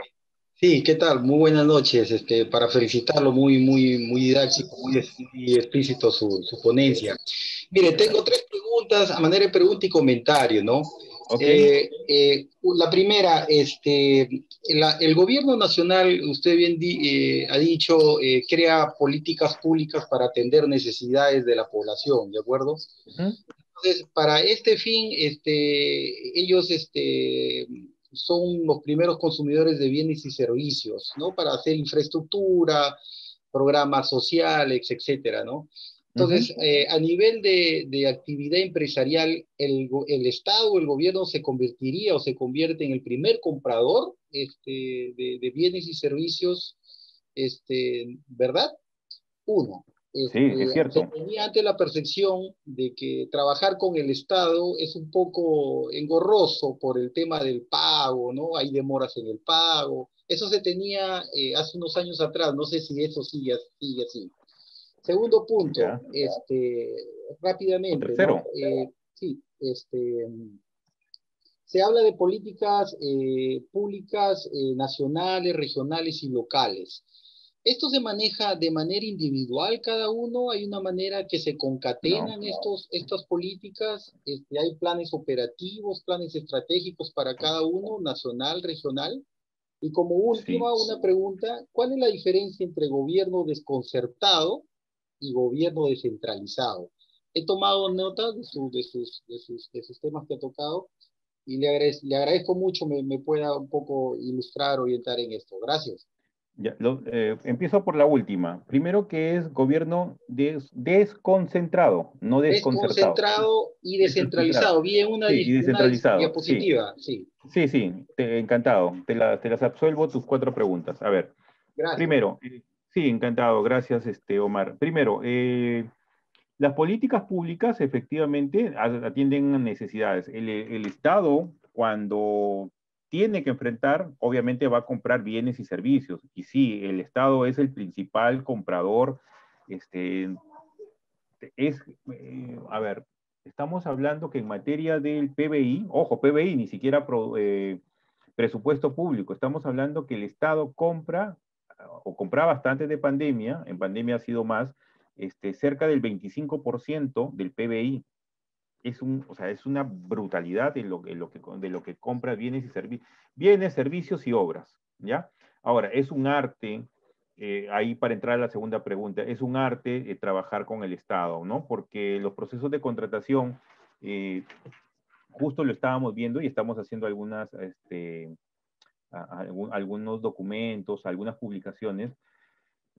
El Estado es un gran comprador, compra mucho en sus 3 niveles de gobierno, ¿no? Y compra de acuerdo a una normatividad que suele ser muy engorrosa, muy formal, entonces, y parece una suerte de un campo minado, ¿no? La persona tiene que, para que no se caiga o para que no vuele, no tiene que pisar alguna trampita, es decir, cumplir con mucha rigurosidad. Entonces, después de haber pasado todo ese campo minado, recién llegas a contratar. Y cuando contratas, tal es la rigurosidad o de cómo te van midiendo, que después de eso, a lo mejor te dicen, ¿sabes qué? Lo que usted me dio no cumple con lo que yo pedía. Y entonces se generan ciertos problemas. Entonces, pero, ¿qué es lo que pasa? Lamentablemente nuestras normas de contratación están basadas en un esquema formal, de formalismo, cuando lo que tienen que buscar, y en la contratación pública hay 2 aspectos que se tienen que generar. Primero, el cumplimiento, sí, pues de las exigencias que se formulan, pero sobre todo deben cumplir una finalidad, ¿ya? Cuando tú contratas, por ejemplo, en el ejemplo que hablaba de la alimentación escolar, ¿cuál es la finalidad en la contratación de la finalidad escolar, de la alimentación escolar? Que los niños se alimenten sanamente. Ese es el propósito. Y entonces, para que ellos se alimenten de una manera sana, saludable, yo tengo que seguir procedimientos que apunten a eso. Y entonces, ante una formalidad, si alguien se olvidó de firmar una declaración, yo tengo que ponderar. Si esa persona, yo no le doy la posibilidad de que subsane porque se olvidó de firmar, simple y llanamente yo voy a atender una formalidad y no voy a cumplir con la finalidad. Es decir, por no llenar una ficha o haberse olvidado de suscribir un documento, simple y llanamente ese postor queda descalificado y no me concentro o no voy a lograr una finalidad. ¿Cuál es la finalidad? Llevar la alimentación a los niños que necesitan, ¿no? Entonces, sí, efectivamente, es muy engorroso. Hay unas propuestas de modificación normativa para mejorar los sistemas de contrataciones, de que no sean tan rígidos. Siempre van a haber formalidades que cumplir, porque de por medio hay recursos públicos. Tampoco podemos ser muy liberales y eliminar toda la formalidad. Siempre hay que cumplir Claro. ciertas formalidades, pero que éstas sean razonables y sobre todo que me permitan llegar a la finalidad. Más que cumplir una formalidad, lo que necesito es tener una finalidad que cumplir, ¿no? Ahora, la otra Claro, y estos supercontroles son pregunta. por el tema de corrupción, ¿no? Efectivamente, corrupción y también eficiencia en la ejecución del gasto, ¿no? Porque no necesariamente todo es corrupción. Si yo soy ineficiente, si yo compro, por ejemplo, bienes que me van a llegar en el próximo año, o sea, sin que haya habido corrupción, simple y llanamente Claro. esos bienes no van a llegar para satisfacer esa necesidad. El caso más recurrente, a ver, necesito implementos para atender la lluvia del fenómeno del niño, pero si eso me van a llegar en el invierno, simple y llanamente no me van a solucionar. O me llegarán en el invierno, pero para servirme para el siguiente año, no para este año, ¿no? Entonces hay que ser oportunos. Después, tu pregunta con las políticas públicas, si es que las nacionales, regionales y locales ¿Tienen que estar articuladas? En principio sí. Yo no puedo, dentro de una gran política pública, que una política regional esté desalineada. Te doy un ejemplo, la minería ilegal.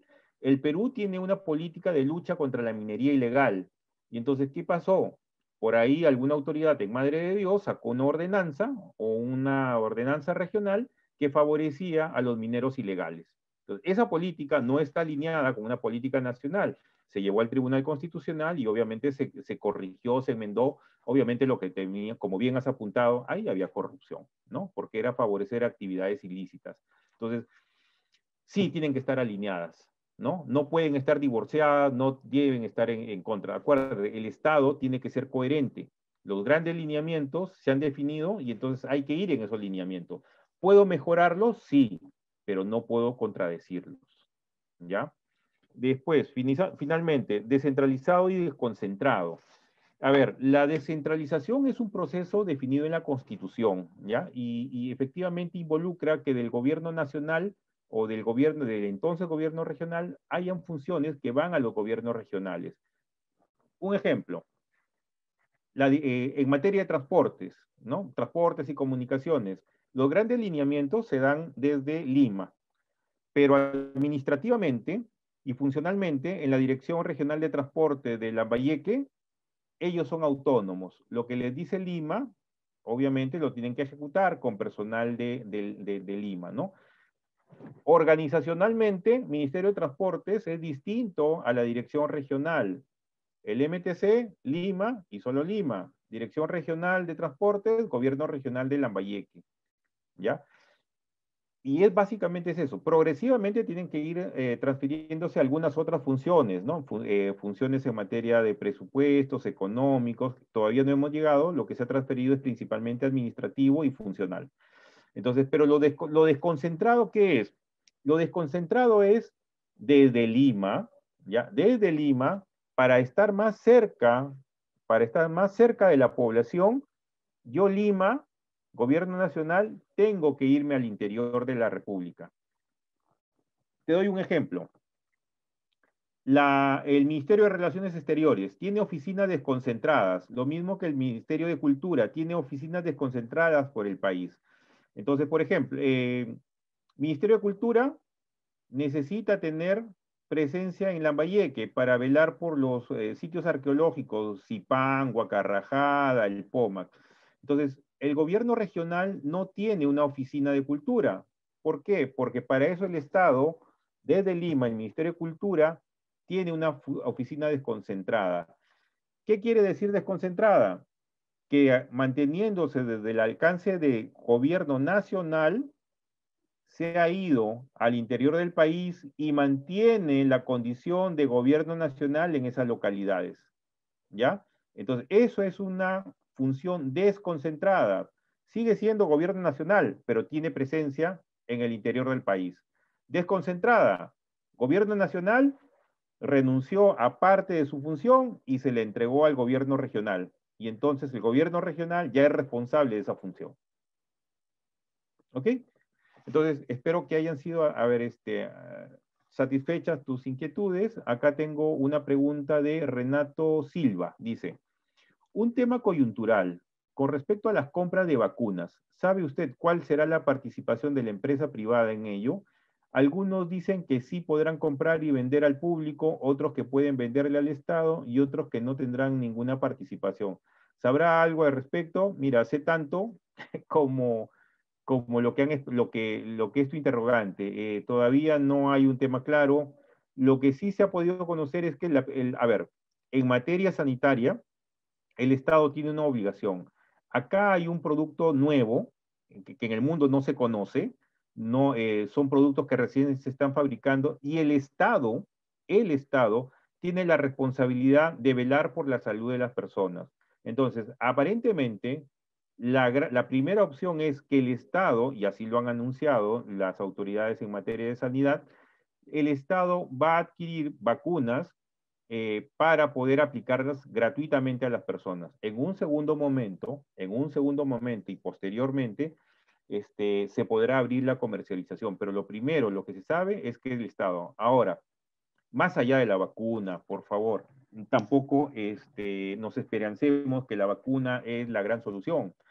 Primero, que la vacuna, para que te haga efecto, no es inmediatamente. La vacuna tiene un proceso, te la inoculan y tiene que generar durante un tiempo los anticuerpos. Estamos hablando de entre mes y medio, que es lo que les ha pasado en Reino Unido.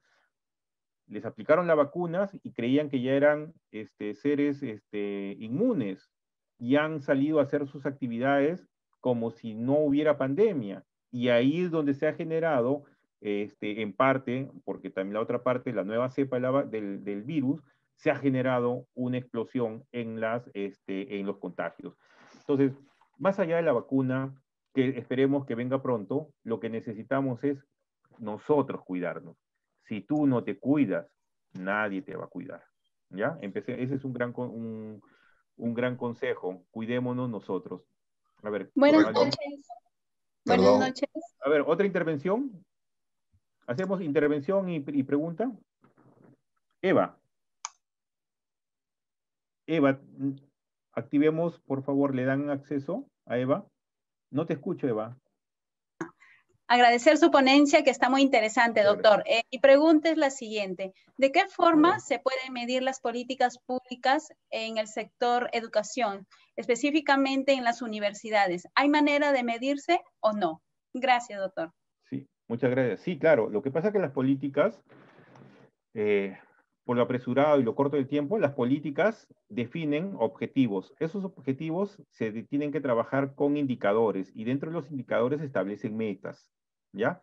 Entonces, todo es un diseño que se tiene que trabajar para la medición de por ejemplo, la calidad, ¿no? Por ejemplo, calidad para medir, por ejemplo, eficiencias en el ingreso, el acceso al mercado laboral de los alumnos.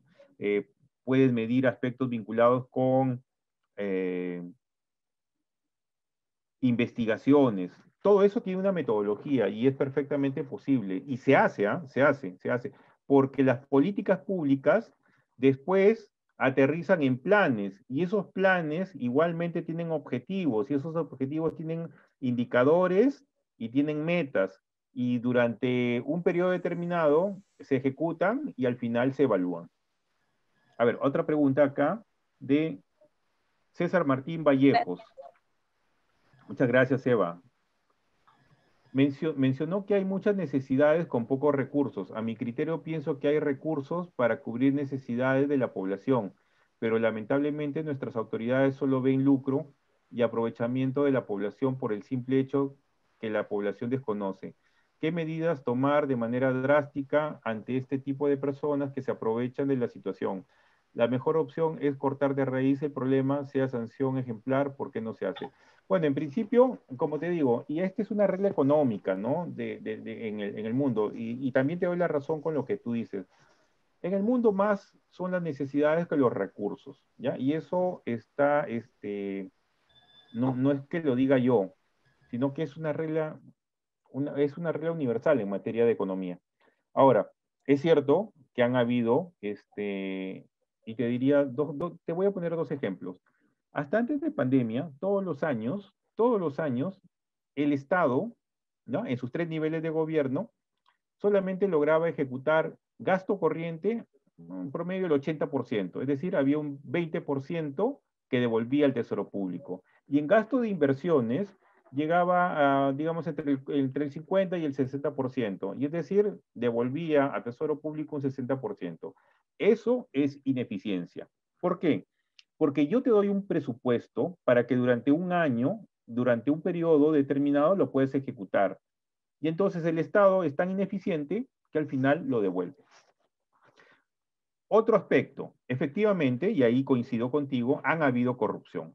Además de las necesidades, además de la ineficiencia, lamentablemente la corrupción ha golpeado muy fuerte a la sociedad peruana. Sus autoridades han sido copadas por estas organizaciones delictivas. Lambayeque ha sido una pena ver cómo sus autoridades municipales, no de ahora, mira, tienes alcaldes en la cárcel, tienes congresistas investigados por temas de corrupción. Entonces, demanda también la gestión pública, cuando nosotros tengamos un cargo público o tengamos que interactuar con el Estado, actuar con integridad. Actuar con integridad involucra actuar con valores, con principios, actuando pensando en el bien común, como bien lo has apuntado. ¿Hay que ser drásticos? Por supuesto. Primero, llevando un comportamiento correcto. Si yo quiero obtener un beneficio particular, simple y llanamente estás equivocado. No deberías estar en el Estado. Y eso demanda que gente interesada, así como estás muy interesado en llevar un comportamiento correcto, sean los que estén involucrados en la gestión pública. Te felicito por tu intervención. A ver, ¿qué otra pregunta más tenemos? Permíteme, por favor, Boris, Sí. para ayudarte. Voy a leer las preguntas para que tú puedas responderlas, por favor. Quería indicarte eso, por favor. Gracias, muy amable. Hay una pregunta, dice, ¿la nueva gestión pública será posible con la nueva Constitución Política del Perú? En principio, la nueva gestión pública no necesita una nueva constitución. La nueva gestión pública viene implementándose ya de hace algunos años. Yo diría, no confundamos. La nueva gestión pública, al contrario, es compatible con la Constitución, porque la Constitución del Perú tiene en su artículo primero es que la persona es el fin supremo de la sociedad y el Estado tiene que garantizar esa supremacía. Entonces, en esa línea, la nueva gestión pública se enfoca en el Estado, ¿no? Ok, siguiente pregunta. Sí, ahí indica, ¿cuál es tu opinión referido a las deficiencias en la gestión de las municipalidades? ¿Qué factores son los que limitan tener una gestión al servicio del ciudadano? ¿Qué se puede hacer? Te repito. Bueno. ¿Te repito? Sí, por favor. Sí, te repito. Dice, ¿cuál es la opinión referido a las deficiencias de la gestión de las municipalidades? Los factores que las limitan a tener una buena gestión al servicio del ciudadano y qué se debe hacer. Primero, sí, efectivamente, las municipalidades también están muy golpeadas, no solamente por temas de corrupción, sino también por grandes niveles de ineficiencia, ¿no? En el caso de los gobiernos de la Municipalidad Provincial de Chiclayo, ¿no?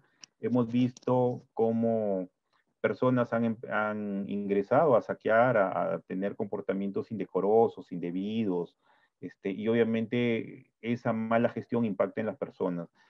Primero estar preparados para hacer una gestión pública. Si yo voy a entrar a trabajar al Estado, tengo que estar muy bien preparado, capacitado, calificado. Pero no solamente es tener conocimiento, es también tener valores, es ser íntegro, es ser honesto, es ser correcto, actuar con neutralidad, no entrar a favorecer amigos. Entonces, también hay un factor humano, que el funcionario, servidor público esté enfocado en la gestión y esté preparado para hacer gestión.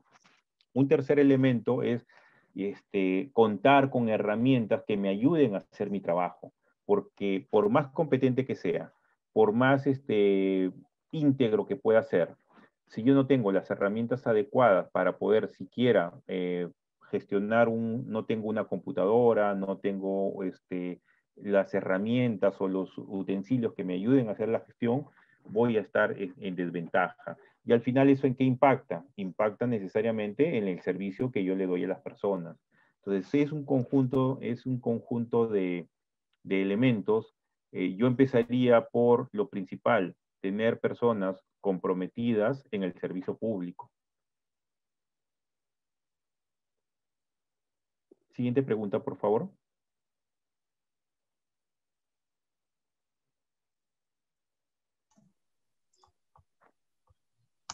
Me dicen, a ver, perdón un ratito.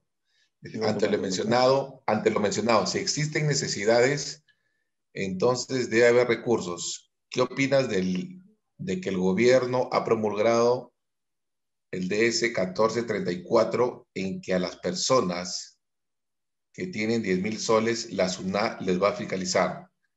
¿Cuál es la necesidad? Y indica Perdón. El Estado debe velar por el beneficio de los ciudadanos. Es una pregunta, dos preguntas y un comentario ahí. Si te lo vuelvo a repetir, Boris. No, la capté, la capté. Perfecto. A ver, sobre el tema del deber de información de personas que tienen más de 10.000 soles. Primero, no es que te van a fiscalizar, no es que te van a quitar la plata, ¿no? Es básicamente información a tener en cuenta respecto a movimientos de dinero. Ahora, esto en buena cuenta, ¿qué es? Esto es un estándar OCDE, ¿ya? ¿A qué me refiero?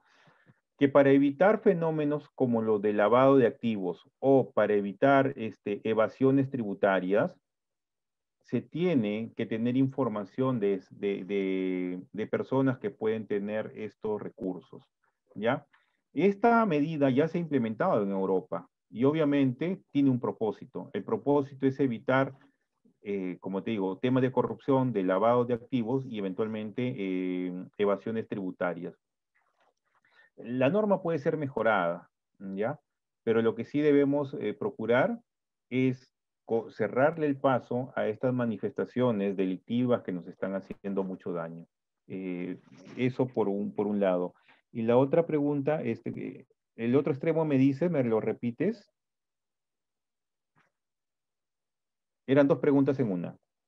Eran sobre los 10.000 soles y...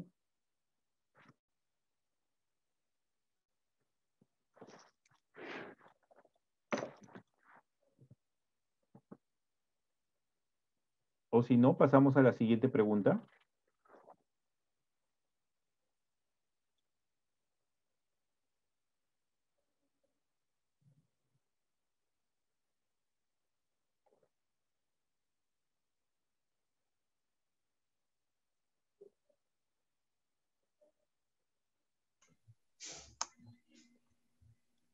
Ok, ya me dieron audio. Ok.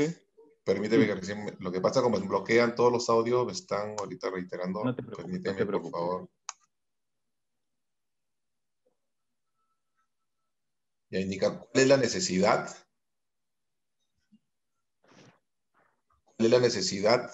Bueno, te repito, dice, si existen necesidades, entonces debe haber recursos. ¿Qué opinas de que el gobierno haya promulgado el DS 1434 y que las personas se les tiene que ver el tema de los 10.000 soles? La SUNAT les va a fiscalizar cuál es la necesidad e indica el Estado debe velar por el beneficio de los ciudadanos.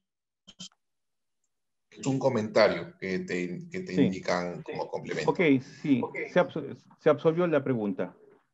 Hay otra pregunta, dice, ¿usted cree que los sindicatos son los que limitan a mejorar la gestión municipal?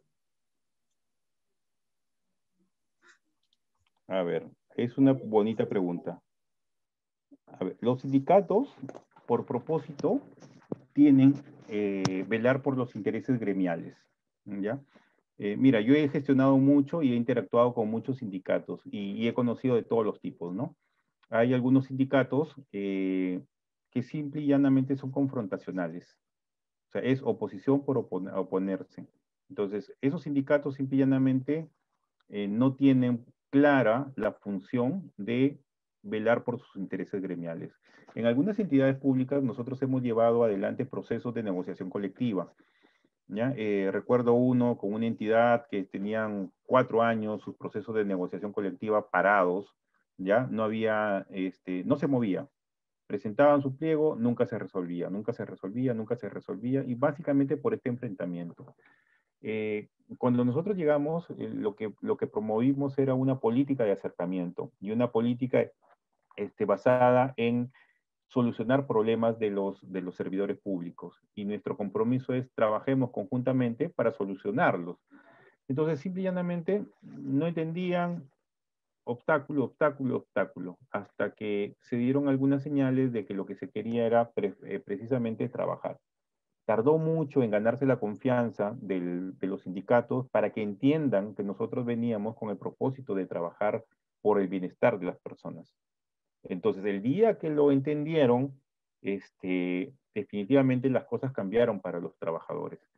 Yo te diría, para responder tu pregunta, los sindicatos tienen que estar enfocados en los intereses gremiales y ser muy inteligentes para obtener resultados, no necesariamente con actos de fuerza. Tú puedes empezar a establecer, por ejemplo, un proceso de negociación colectiva y a partir de tus planteamientos obtener algunas ventajas. Pero si lo que vas a hacer es llegar a patear el tablero, a generar actos de fuerza, así no se logran cosas. Y estos procesos son largos. Si tú hoy día cortas la relación por actos de fuerza, violencia, sabotaje, boicot, no vas a conseguir nada. Entonces hay que ser muy inteligentes. No necesariamente el que grita o el más fuerte es el que obtiene mejores resultados. Aquí hay que ser estratégicos. Y en las negociaciones colectivas, por eso te digo, en las negociaciones, que eso es una negociación legalmente reconocida por la Constitución, por la ley, por los convenios internacionales que ha ratificado el Perú con la OIT, se pueden obtener grandes ventajas. Pero lamentablemente cuando hay sindicatos que lo que hacen es oponerse por oponerse, con fines políticos, ojo, cuando ya haces política ya no estás defendiendo intereses gremiales, entonces ahí ya te equivocaste del camino.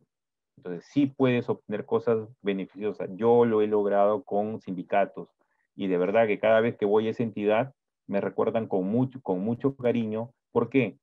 Porque lo que pudieron obtener en un beneficio les sirvió para poder matricular a sus hijos en una universidad, porque durante años no habían obtenido ninguna mejora económica en sus condiciones de trabajo. ¿Y por qué? Porque estábamos enfocados en tratar de manera conjunta, obviamente desde las posiciones de empleador y la posición de trabajador, en obtener un resultado, no en oponernos, ¿no? Entonces, esa es la reflexión que te puedo dar. Piensen siempre en los intereses gremiales, no en los intereses políticos. La política, hazla como congresista, como candidato, pero como sindicalista, preocúpate por tus agremiados. Siguiente.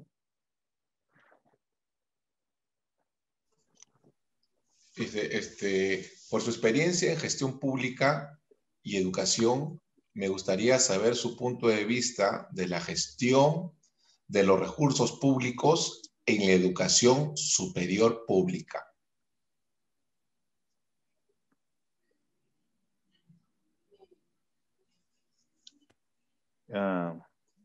Primero, es una pregunta de verdad muy amplia, muy genérica, porque lo que me dices es la opinión de la gestión de recursos públicos en educación superior pública. Los recursos, ¿a qué recursos te refieres? ¿A los recursos económicos presupuestales que se asignan?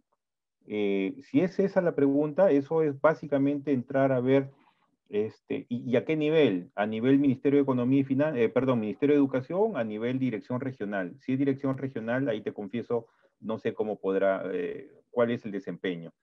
Pero esa información es básicamente analizar el desempeño de los recursos, si ha sido eficiente, si has tenido un nivel de ejecución que esté por arriba del 95, 97% versus lo presupuestado con lo ejecutado, es una buena ejecución. Si está por debajo y oscila entre el 97, 98, 95, o es regular, de ahí hacia abajo no es buena, ¿no? Son factores de lectura, de poder leer la ejecución presupuestal, ¿no? Ahorita que ya se cerró el ejercicio 2020, sería importante ver qué tan eficientes han sido. Yo invitaría a que puedan hacer una revisión de la ejecución del presupuesto, obviamente de la instancia del gobierno que tú me estás planteando. Siguiente.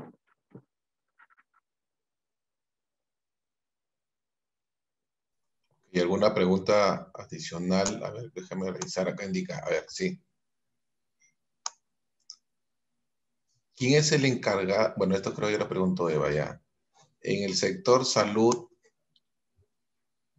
la falta de EPS. ¿EPS? Sí, que hablan sobre los equipos de protección personal Ya. para el profesional de la salud en gestión pública, en modelo burocrático o en la nueva gestión pública.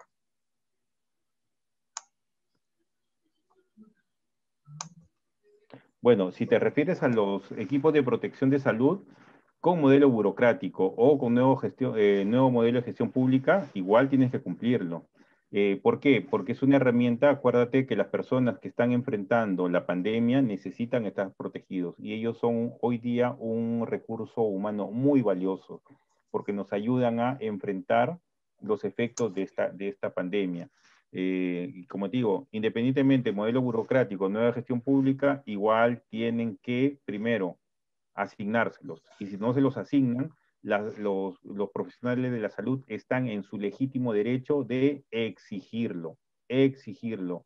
Y si no hay, no pueden arriesgar la vida si no tienen las condiciones. ¿Cuántas personas han fallecido por no tener los CPS?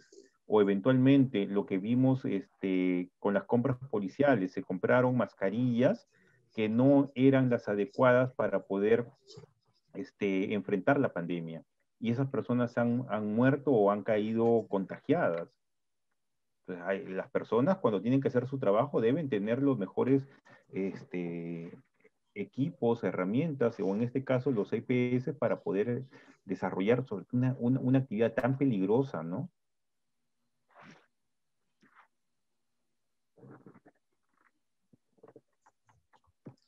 Que indica, dice, los gobiernos locales son los organismos que están más cerca del ciudadano, porque ante la ineficiencia de sus gestiones, no se aplica una modernización de sus sistemas administrativos y de gestión. O la ineficiencia pasa porque las personas que laboran dentro de la institución. Sí, en gran parte es por lo segundo, ¿no? Hay gente que no está preparada. Chiclayo es el caso más clamoroso, ¿no? Mira los alcaldes que hemos tenido, los alcaldes provinciales, delincuentes, de la peor calaña, y gente que ni siquiera estaba preparada. Entonces, lamentablemente, los efectos se trasladan al servicio público.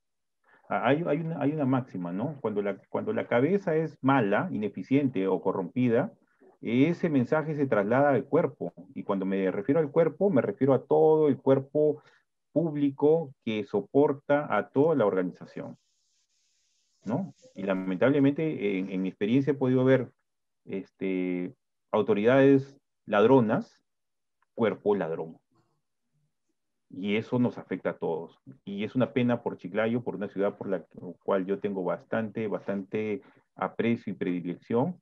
Mira lo que ha ocurrido, ¿no? Cómo están sus autoridades en la cárcel por delincuentes. Y ni qué decir de sus congresistas, ¿no? Y otra pregunta que indica, guarda mucha relación con la anterior. Las instituciones públicas tienen un gasto de planilla exorbitante, de un personal muy maduro, que está reacio al cambio. ¿Qué estrategias se deben implementar para mejorar esa situación? Mira, sí, efectivamente, a veces las personas mayores son... hay que tener estrategias para llegar. En principio hay una política pública que es la modernización del servicio civil. Ya hace algunos años, lamentablemente, ha perdido velocidad, potencia, la gestión pública, la ley Servir y su proceso de implementación, ¿no?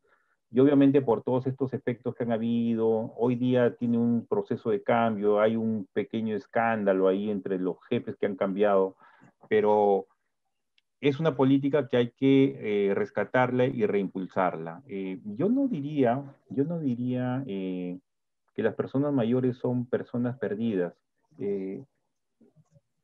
¿Por qué? Porque siempre puedes rescatarlo o siempre puedes ver en las personas su habilidad o aquello para lo que son buenos.